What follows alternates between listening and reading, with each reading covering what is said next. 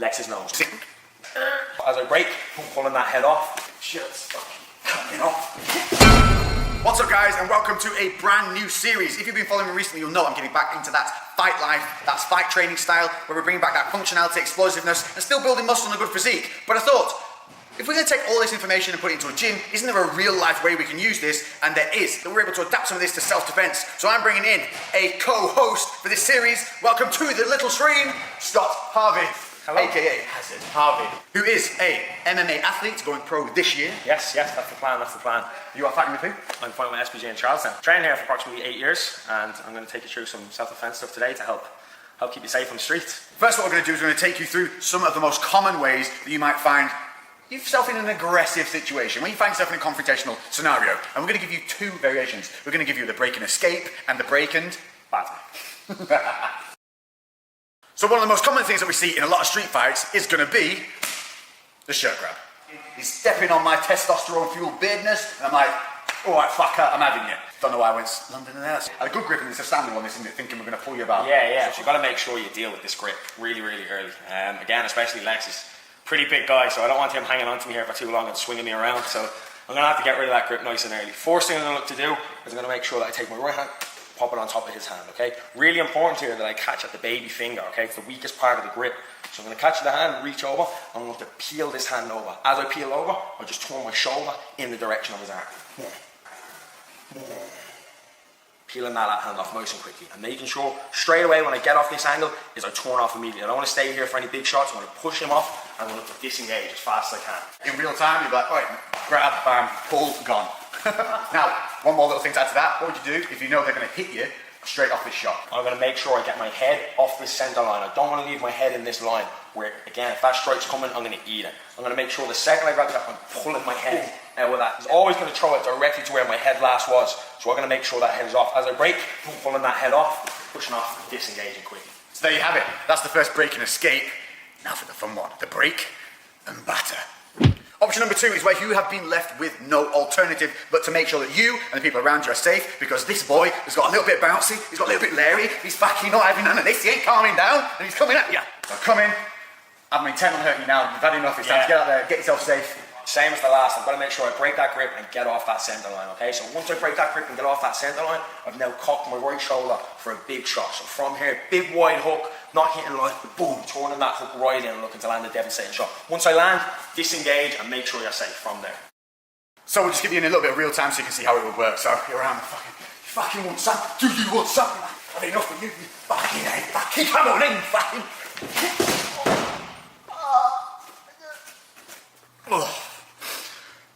Okay, so common thing number two would be what's commonly seen. You got a fucking throat grab. So we've seen it, we've all seen it, come in and they've grabbed your throat. And immediately a lot of people here will panic, you'll just see them pull this face. What's your solution? So, yeah, you're going to find a lot of work trying to reach in at that wrist and trying to fight at the hand here. It's an awful lot of work. We really need to get out of here quick. We can't afford to be panicking around and flapping. Immediately, right hand comes over at the crook of the elbow, left hand supports, and then snap down and step back at the same time.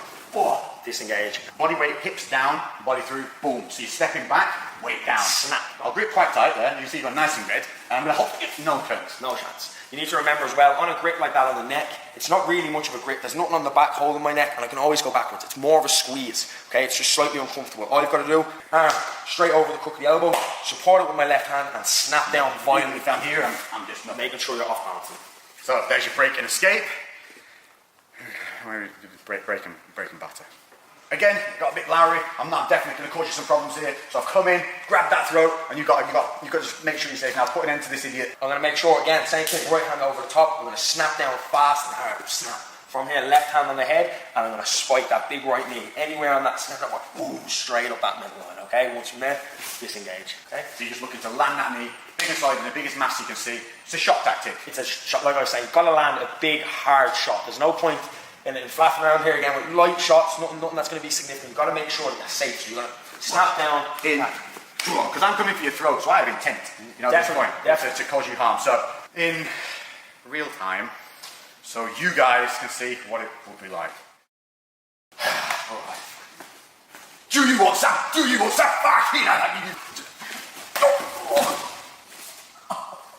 It's good. Yeah. Okay. The most common thing you'll see, third in line, is going to be when someone, the double shirt grab, the double throat grab.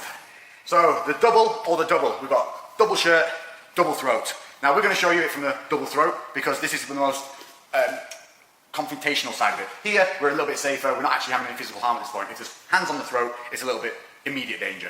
Most definitely trying to get out of here, okay? So the second they've got those two hands on the neck, it's going to be very hard to fight two hands at once. I've got a good grip now. There is more of a grip on this. Yeah, because definitely. And if he's big, he's going to crush our neck here pretty quickly, okay? So we've got to make sure that I bring both my hands on the inside to widen this grip. It's strong when it's together. Bringing it in and punching those hands in. From here, I'm going to push on Lex's chest, but as I push, he's going to go back. I have to make sure that I slide back as well, okay? So I don't want to stay here and punch in and try to push him and he stays there. He's solid. I'm going to make sure punch in and push out as well. So that's the, nice break and escape.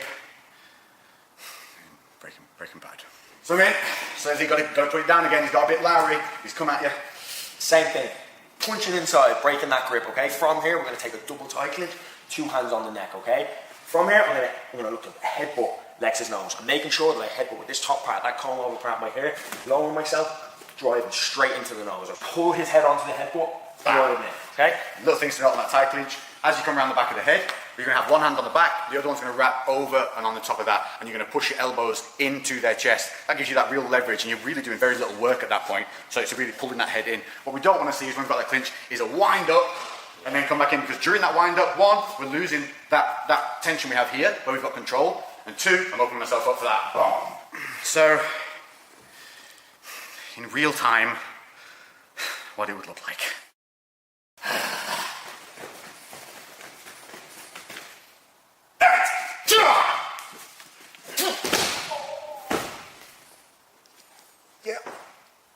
Yeah, it works.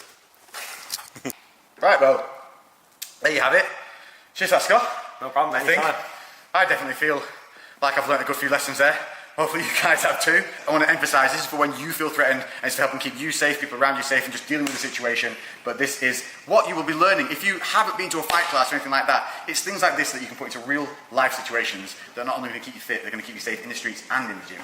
And eventually we will have an entire series built up from this, because this is going to be an ongoing thing and you're going to see us together doing this. Check out Hazard Harvey on Instagram, all his links are in the description and on the screen here. Definitely. And anything else? Leave your comments below and suggest anything that you'd like me to hurt Lex with next, most definitely. Oh, yeah, cheers mate. See you then. We're going to start a new series together. Most definitely. Did you look like you were going to talk then and you didn't get to? You did, didn't no. you? Yeah, we go again. So obviously, you go.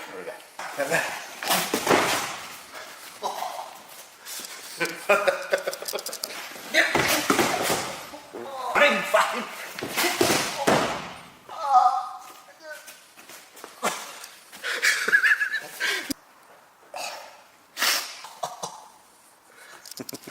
Lately I've been doing shit different, cooking like a chef, I've been all up in the kitchen. Had to make a move, had to make a little distance. A lot of people tripping, they could never see the vision. Fuck that, tell them bounce.